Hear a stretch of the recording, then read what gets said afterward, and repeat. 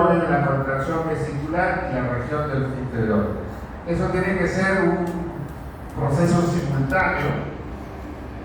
Se relaja o se contrae la vesícula para expulsar la bilis, pero en forma simultánea se tiene que relajar el esfínter de hoy para que esa bilis secretada por la vesícula pueda salir del conducto colédoco hacia el duodeno, donde es el que necesitamos esa bilis para digerir las grasas. Adelante. Finalmente, toda esa bilis que llega al duodeno, al intestino delgado, no se pierde. La mayor parte de esa bilis se reabsorbe a nivel del hilo. Una vez que ya cumplió su función, y su función básicamente la va a cumplir a nivel del duodeno y ayuno, cuando llega al ilio, toda esa bilis se va adelante, pasa adelante, asientos, adelante, toda esa bilis se reabsorbe, casi todo, solo se pierde una pequeña cantidad de la bilis en las heces. Ahí está, miren. Entonces, cuando llega el alimento graso, esta es la gráfica de la segunda porción del duodeno, cuando llega el alimento del estómago, en la segunda porción del duodeno, eso ¿no? va a estimular la secreción de la vesícula biliar. Necesita bilis. ¿Ok? Entonces, miren, el hepatocito es el encargado de producir la bilis y un principal componente de la bilis, casi el 99% de la bilis, son sales biliares. Entonces, el hígado produce estas sales biliares a partir del colesterol. Luego va a secretar esa bilis del hepatocito a través de la membrana que colita con el canalículo biliar, entonces elimina esa bilis hacia el canalículo biliar. Luego, esa bilis va a transcurrir por los diferentes canalículos cada vez de mayor calibre, pero es una bilis muy espesa, ¿no? Entonces necesita ser más fluida para poder transportarse con facilidad hacia el duodeno. Para eso es importante la acción de una hormona, la secretina, que se produce también en el duodeno. Cuando llega el alimento graso al duodeno, va a estimular la secreción de dos hormonas. Una es la secretina, que a nivel de los canalículos biliares va a favorecer la secreción de agua y iones. Entonces eso va a fluidificar a la bilis, para que la bilis se pueda transportar fácilmente hacia el duodeno. Y la otra hormona que se estimula con la llegada de alimentos grasos es esta, la colecistoquinina. ¿Qué hace la colecistoquinina? Como toda hormona, va a la sangre, ¿no? Vía sanguínea va a llegar hacia la vesícula biliar y lo que va a producir es contracción de la vesícula biliar y la bilis va a salir hacia el duodeno, pero para facilitar esa salida de la bilis, aquí el esfínter de Oddi, que no es otra cosa que músculo circular, se tiene que relajar. Entonces la colecistoquinina produce contracción de la vesícula y relajación del esfínter de Oddi. En la etapa interprandial entre alimentos, cuando estamos en ayuno, no comemos, cuando no llega alimento al duodeno, toda esta bilis producida por el hepatocito, más el líquido que aporta a nivel tubular, a nivel de los conductos biliares, toda esta bilis va a través del cístico a almacenarse en la vesícula. Para momentos, adelante, para momentos en el cual ¿no? se necesite, acá adelante, pase, aquí adelante, para momentos en el cual necesite la cantidad suficiente de bilis, ¿no?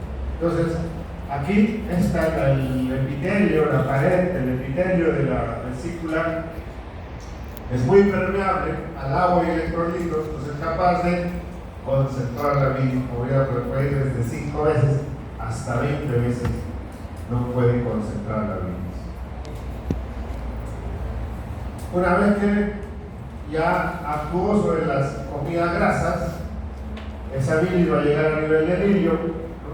Y va a ser reabsorbida a este nivel, va a entrar a la circulación corta, eso se llama la recirculación de las sales biliares, y a nivel de la circulación corta, nuevamente regresa al hígado, ¿no? ¿no? Entonces, nuevamente empieza el ciclo.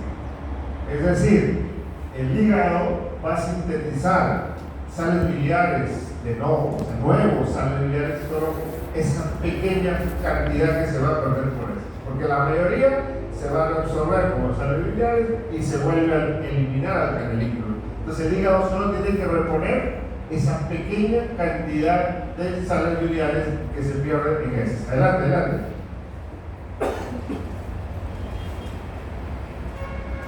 Bien, vamos a ver. ¿Cuánto de bilis producimos al día? Entre 600 a 1000 bilis. O sea, 1 litro de bilis al día es lo que producimos. Dice el hígado sintetiza la bilis en dos fases: la secreción hepática, que es el hepatocito, que secreta una secreción espesa de difícil transporte, que tiene sales biliares, colesterol, fosfolípidos. Y la otra fase de la secreción biliar es la secreción ductal, a través de los canalículos biliares, estimulada por la secretina, que aporta, ¿no?, agua y electrolitos. Y no solo eso, sino también bicarbonato. Y ese bicarbonato es importante, ¿para qué? Porque recuerden que hablamos la clase pasada, ese alimento que llega al duodeno es un alimento, ¿no?, de contenido ácido, fuertemente ácido. Entonces, para que no dañe al epitelio del duodeno, la mucosa del duodeno, es importante este bicarbonato, que es secretado también a nivel de los canalículos biliares por estímulo de la secretina. Más adelante.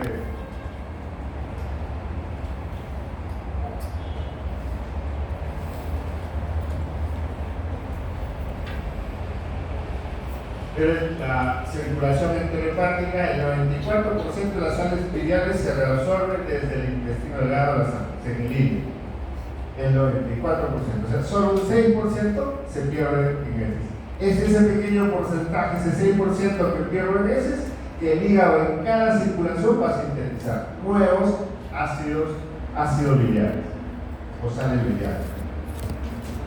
El 50% se reabsorbe por difusión simple, sin gasto de energía, y el otro 50% sí se hace por transporte activo a nivel del hígado distal, donde sí va a haber gasto de energía, consumo de ATP.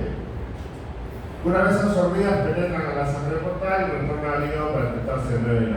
Bien, más o menos estas sales biliares, ¿no?, recirculan unas 17 veces antes de ser eliminadas en heces. La cantidad de bilis que el hígado produce depende de las unidades de sales biliares en la circulación enterohepática. O sea, tanto que va a depender de la cantidad que llegue al hígado por la circulación enterohepática, o dicho de otra manera, también va a depender de la ausencia de sales biliares. Cuanto más sales biliares llega al hígado, hay más secreción de bilis. Pero ocurre también que cuando no llega la suficiente cantidad de sales biliares al hígado, la secreción puede incrementarse incluso mucho más aún. ¿Y en qué casos podría pasar que no llega la suficiente cantidad de sales biliares al hígado? Por ejemplo, cuando tengo una restricción biliar, el paciente tiene una patología, una úlcera, se opera, una neoplasia, un cáncer, se opera, le sacan el hilio, ¿no?, le reseccionan el hilio, ya no tiene hilio, entonces no puede reabsorberse del biliar. Entonces, las pérdidas a través de las heces va a ser abundantes. Y por lo tanto, ese hígado tiene que producir mayor cantidad de sales biliares para poder digerir esos alimentos grasos que están llegando al duodeno. Otro puede ser una fístula que puede ocurrir, ¿no?, una fístula enterocutánea, por ejemplo, una fístula que va del ilio, del sentido delgado del ilio hacia afuera, hacia la piel. Entonces por ahí va perdiendo la secreción ileal y con eso se pierde sales biliares. Entonces, en ese caso también no va a llegar suficiente cantidad de sales biliares al hígado, y el hígado va a tener que producir, va a aumentar su capacidad de producción para el resto, va a multiplicar su capacidad de producción. Bien, en este cuadro comparamos el contenido de la bilis, ni bien se produce en el hígado, y el otro es la bilis en la vesícula. El mayor contenido es agua, por supuesto, pero miren, la vesícula tiene menor contenido de agua porque el agua se reabsorbe. El otro contenido abundante es las sales biliares, ¿no? 1.1 gramos, pero miren la vesícula biliar, ¿no? Va a existir 6 gramos por eso, mayor cantidad porque se concentra la bilis. Lo mismo va a pasar con la bilirrubina, colesterol, ácido graso, todo. Hay mayor cantidad de estas sustancias en la vesícula biliar debido a la capacidad de concentración que tiene esa vesícula.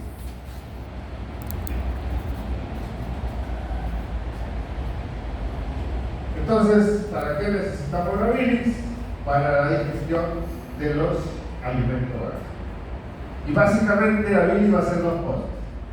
Uno, va a convertir las partículas o los alimentos grasos en partículas más pequeñas para facilitar su absorción.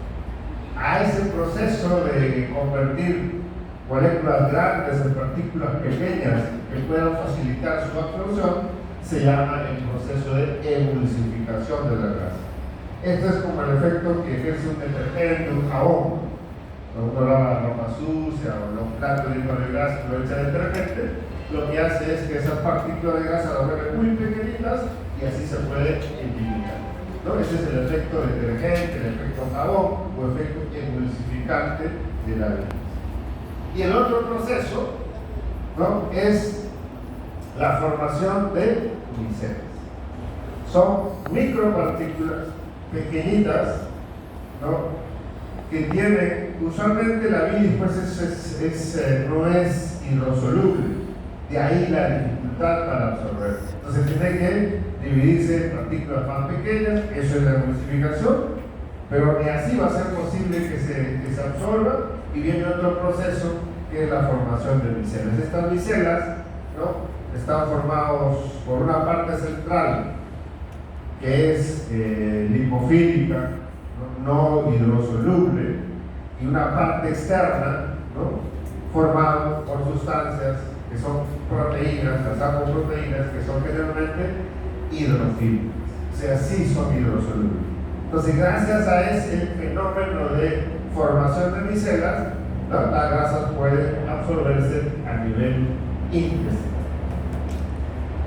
Y la otra función de la bilis es excretar los productos de desecho, como es la bilirrubina, ¿no? La bilirrubina viene del metabolismo de los hematíes.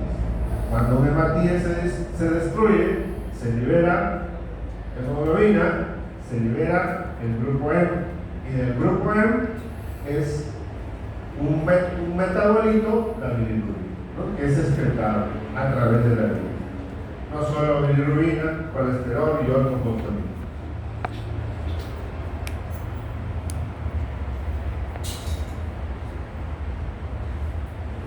Nos habíamos dicho que el hepatocito secreta continuamente bilis y todo eso se almacena en la vesícula para cuando se necesite.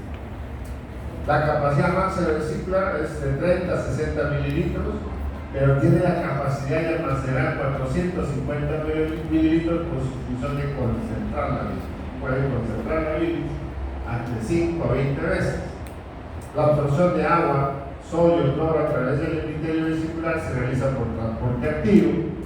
El vaciamiento de la vesícula biliar se produce cuando los alimentos grasos llegan al duodeno después de 30 minutos de haber ingerido. Más o menos a los 30 minutos ya están en el duodeno. La colecistoquinina es la hormona que se libera en respuesta a la presencia de alimentos grasos en el duodeno, y su función es favorecer las contracciones de la vesícula y la relajación del esfínter de orina, cuyo efecto final pues es favorecer el vaciamiento vesicular. El sistema parasimpático, ese sistema que está mediado por la acetilcolina, también favorece la contracción vesicular, en menor medida que la colecistoquinina, pero también aporta en algo. Si la comida carece de grasa, la vesícula biliar apenas vaciará su contenido, por supuesto, con una mucha grasa, se contraerá muy levemente y eliminará poco bilis. Pero si consumo grandes cantidades de bilis, eliminaré todo el contenido de la vesícula, de tal manera que en una hora puede vaciarse todo ese contenido de la vesícula. Para eso tiene que contraerse. Recuerden que la pared de la vesícula tiene capa muscular que se contrae. Entonces, ¿qué pasaría?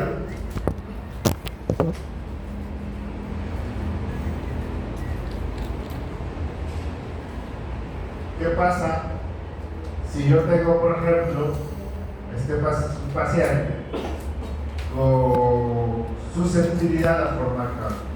Genéticamente ha nacido para formar cálculos, forma un cálculo que es una piedra de bilis, el colesterol se sedimenta, se precipita y forma como una piedra y obstruye esta ampolla de váter, ¿no? El esfínter se enclava aquí, obstruye la salida de la bilis. Entonces, cuando llega el alimento graso, un pollo a la brasa, ¿no? Ese alimento graso va a estimular la secreción de colecistitina, secretina. La colecistitina, ¿qué va a hacer? Ya se choca y grasas en el duodeno y se contrae, pulsa, pero la bilis no va a pasar porque acá está obstruido. Puede ser un cálculo, también puede ser un cáncer de la vía biliar, un cáncer del duodeno, ¿okay? Que está obstruyendo la vía biliar. Entonces la vesícula se contrae, la bilis no llega al duodeno, ese alimento graso que sigue permaneciendo aquí, que no es digerido, sigue mandando la información, las fibras aferentes, a que produzcan más colecistoquinina, mayor contracción y no llega bilis al duodeno. Entonces cada vez la contracción de la vesícula es mucho más fuerte y llevará un momento que esa contracción intensa va a producir dolor. Y ese dolor es característico, un dolor hipocólico, retortijón, intenso, que va y viene, pasa, disminuye y viene, y aumenta. Ese es el dolor tipo cólico, y ya es patológico porque hay una obstrucción a la salida de la vida. Normalmente cuando la vesícula se contrae y no hay obstrucción, solo ven. Nadie siente que nuestra vesícula se está contrayendo cada vez que quiere un alimento graso, ¿no? Pero si aquí hay una obstrucción, eso sí va a contraer tan intenso esa vesícula que va a producir dolor.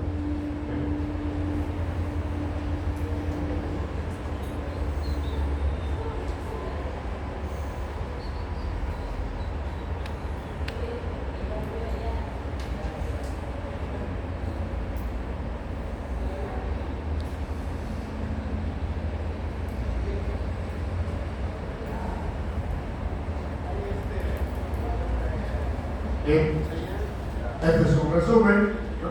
Cuando el alimento graso llega al duodeno, eso va a estimular la secreción de la colecistoquinina que pasa a la sangre y a través de la sangre va a llegar a la vesícula y que produce contracción de la vesícula y relajación de la vesícula.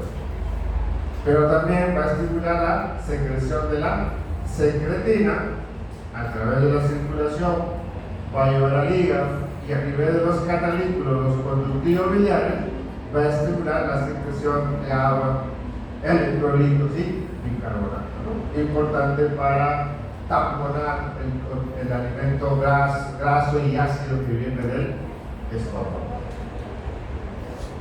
¿Qué otra cosa estimula la contracción vesicular? No solamente la colecistoquinina, sino también el estímulo a través del nervio, la inervación simpática a través de la acetilcolina. Su aporte es mucho menor que las colecistoquinas. La colecistoquina es la principal hormona que interviene en la contracción vesicular. Bien, otra secreción importante que nos facilita la digestión y absorción de los nutrientes es la secreción pancreática. El páncreas es una glándula tanto exocrina como endocrina. Exocrina porque va a producir la secreción pancreática rica en enzimas que van a digerir carbohidratos, grasas y proteínas, pero también produce hormonas, ¿no? Ahí viene su componente endocrino. Entonces, la mayor parte del tejido pancreático está constituido por el páncreas exocrino. El 90% de todo el páncreas es exocrino, o sea, produce secreción pancreática. Y el 2% del tejido es endocrino. ¿Qué hormonas produce? Insulina, glucagón, la somatostatina. Son las 3 hormonas que produce el páncreas. Y el 8% es el intersticio, ¿no? El tejido fibroso que existe entre los ácidos. El páncreas exocrino produce también 1 litro. Casi todo por regla de producción. La saliva pondera, 1,5 litros. La vesícula, ¿cuánto produce? 1 litro. Secreción biliar, 1 litro en 24 horas. Y acá también la secreción pancreática es 1 litro en 24 horas. Los ácidos pancreáticos secretan enzimas digestivas y los conductos es muy parecido a la secreción biliar. Mientras el hepatocito producía una secreción espesa de ácidos biliares, de sales biliares, y en el conducto, los canalículos biliares secretaban agua, bicarbonato y sodio. Lo mismo pasa aquí. Los acinos secretan enzimas digestivas, mientras los conductos nos van a aportar una solución acuosa rica en bicarbonato. También el objetivo es tamponar ese alimento ácido que viene dentro, igual que en la secreción biliar. Las enzimas que producen ese páncreas exocrino sirven para neutralizar hidratos de carbono, proteínas y grasas. Y el bicarbonato neutraliza el ion hidrogenio que viene desde el estómago.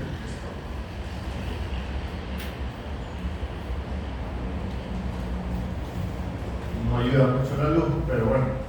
Aquí están los ácidos pancreáticos, páncreas exocrino, que es el 90% del tejido y que producen todas las enzimas digestivas.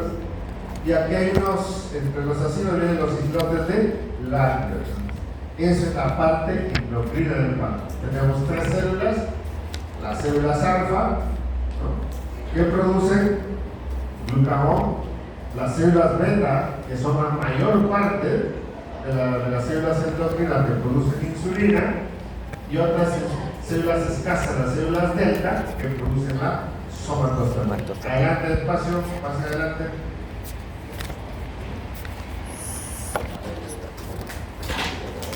Bien, entonces el acino decíamos que estas células acinales del páncreas van a producir las enzimas digestivas.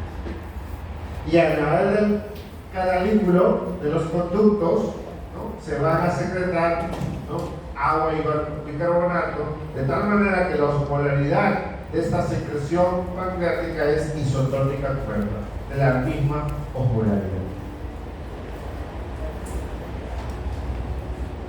Esta es una célula ductal pancreática. Acá está el lumen, por donde se elimina la secreción pancreática, y aquí tenemos el polo vascular, donde está la sangre. Entonces, toda célula, como producto de su metabolismo, va a generar CO2.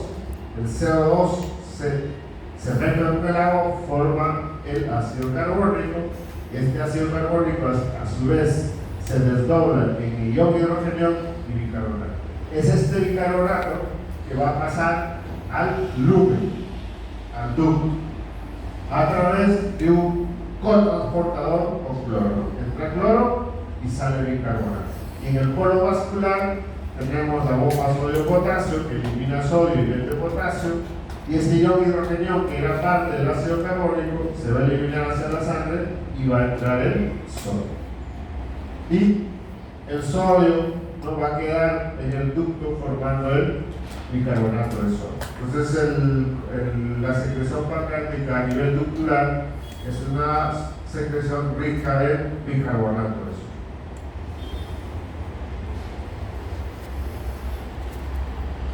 Bien, aquí tenemos algunos nutrientes, los hidratos de carbono, cuyo primer metabolismo y primera digestión va a sufrir a nivel de la boca, a nivel de la saliva, por la amilasa salival.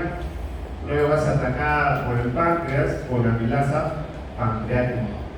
Y finalmente, existe en la mucosa intestinal, en el enterocito, en las microvellosidades del enterocito, estas enzimas, ¿no?, las disacaridasas, como la sacarosa, la lactasa de lactasa, que también van a participar en la digestión de los hidratos de carbono.